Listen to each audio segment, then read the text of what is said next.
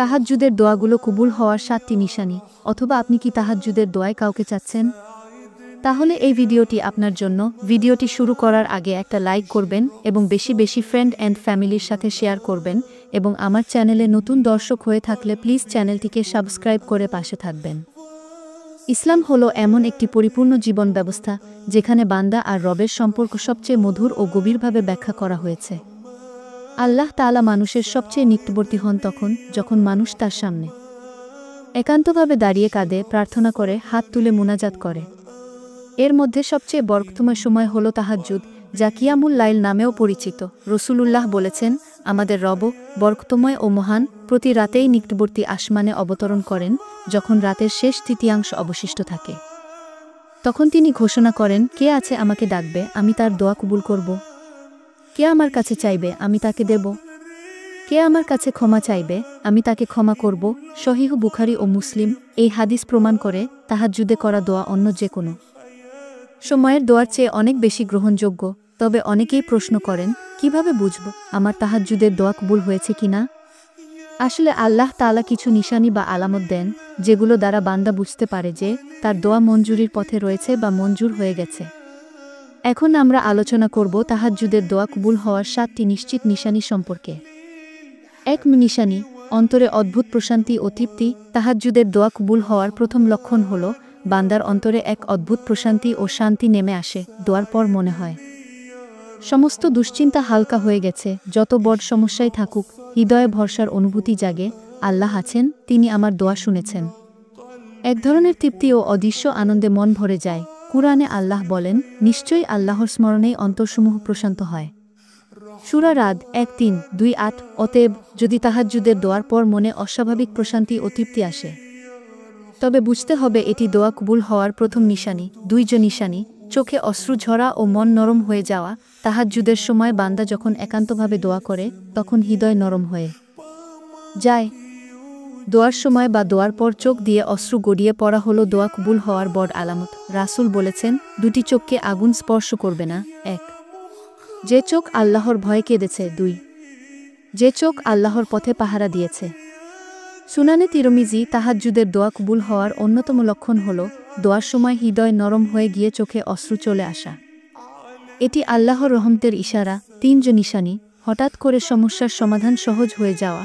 কখনো আমরা দেখি দীর্ঘদিন ধরে কোনো সমস্যায় ভুগছিলাম, কিন্তু তাহাজ্জুদের দোয়ার পর হঠাৎ করেই সমাধান এসে যায়। যেটি আগে অসম্ভব মনে হচ্ছিল সেটি সহজে হয়ে যায়, পথ খুলে যায়, সুযোগ তৈরি হয়, এমন মানুষ বা উপায় সামনে আসে যা আগে চিন্তাও করিনি। এটি স্পষ্ট প্রমাণ যে তাহাজ্জুদের দোয়া কবুল হয়েছে।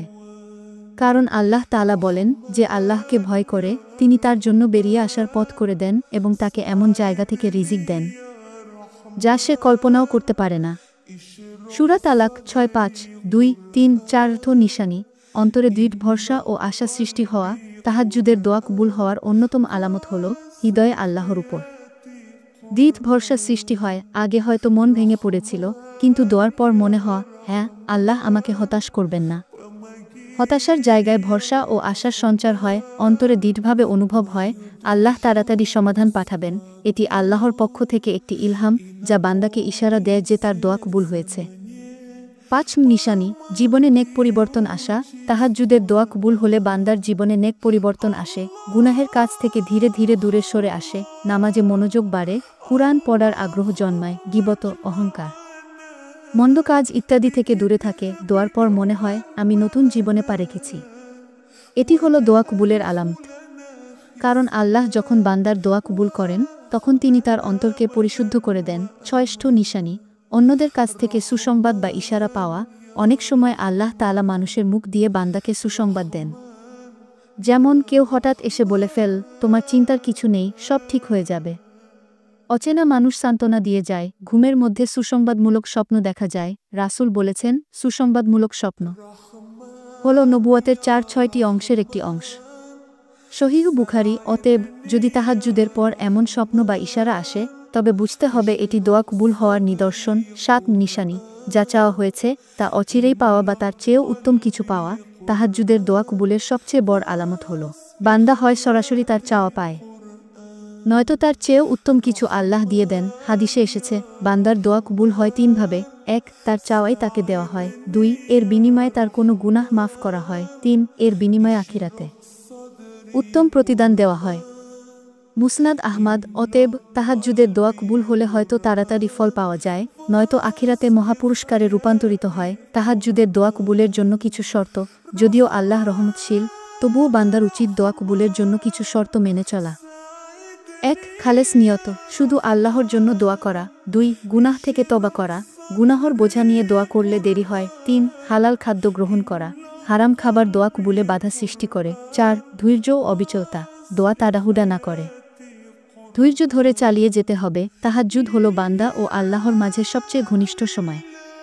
এ সময়ে করা দোয়া সহজেই কবুল হয়। তবে বান্দা যদি জানতে চায় তার দোয়া কবুল হয়েছে কিনা, তবে উপরের 7টি নিশানি তার কাছে স্পষ্ট হয়ে যাবে। 1. অন্তরে প্রশান্তি ও তৃপ্তি আসা। 2. দোয়ার সময় চোখে অশ্রু আসা। 3. সমস্যার সমাধান হঠাৎ সহজ হয়ে যাওয়া। 4. অন্তরে দৃঢ় ভরসা জন্মানো। 5. জীবনে নেক পরিবর্তন আসা। 6. অন্যের মাধ্যমে সুসংবাদ বা স্বপ্ন পাওয়া। 7. দুনিয়াতে ফল পাওয়া বা আখিরাতে উত্তম প্রতিদান পাওয়া। যে বান্দা তাহাজ্জুদের নিয়মিত অভ্যাস করবে এবং আল্লাহর দরবারে একান্তভাবে দোয়া করবে, আল্লাহ তাকে কখনো নিরাশ করবেন না, বরং তার দোয়া কবুল করে তার জীবন ও আখিরাত উভয়কেই বরকতময় করবেন। বাস্তব জীবনের কিছু ঘটনা তাহাজ্জুদের দোয়া কবুলের নিদর্শন। 1. হযরত উমর রা এর দোয়া কবুল হওয়া। হযরত উমর ইবনে খাত্তাব রা ছিলেন খলিফা হওয়ার আগে কঠোর স্বভাবের মানুষ, কিন্তু ইসলামে প্রবেশ করার পর তার জীবন পুরোপুরি বদলে যায়। তিনি রাতের শেষ প্রহরে প্রায়ই তাহাজ্জুদে দাঁড়িয়ে দীর্ঘ সময় কাঁদতেন এবং উম্মতের জন্য দোয়া করতেন। একবার তিনি দোয়া করলেন, হে আল্লাহ, উম্মতের জন্য একটি সাহাবীকে দাও যিনি ইলম ও হেদায়েতে পূর্ণ হবেন। কিছুদিনের মধ্যেই উমর রা এর দোয়া কবুল হল। উম্মত পেলেন হযরত আব্দুল্লাহ ইবনে আব্বাস রা এর মতো মহৎ আলেম, যিনি কুরআনের ব্যাখ্যায় অগ্রগণ্য। এই ঘটনা প্রমাণ করে তাহাজ্জুদের দোয়া শুধু ব্যক্তিগত নয়, উম্মতের জন্য কবুল হয়। 2. এক দরিদ্র মানুষের দোয়া। একজন দরিদ্র মানুষ বহু বছর রিজিকের সমস্যায় ভুগছিলেন।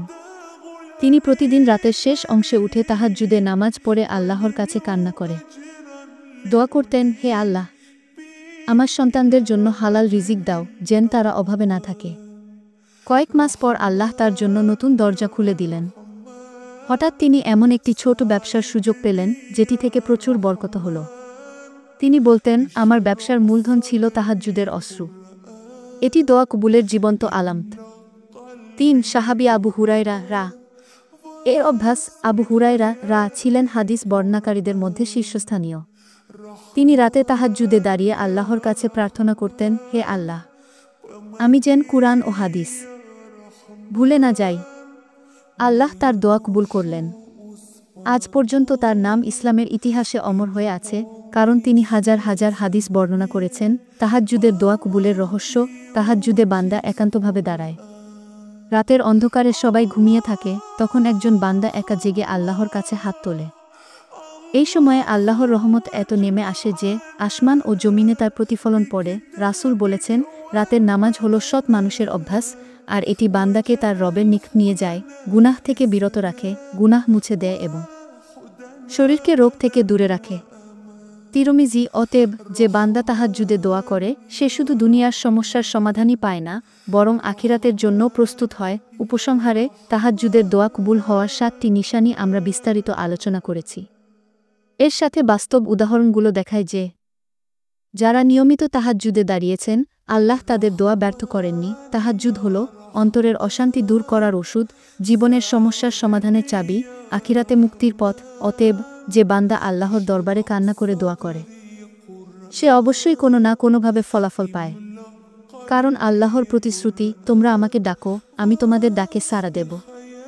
সূরা গাফির 4:0-6:0।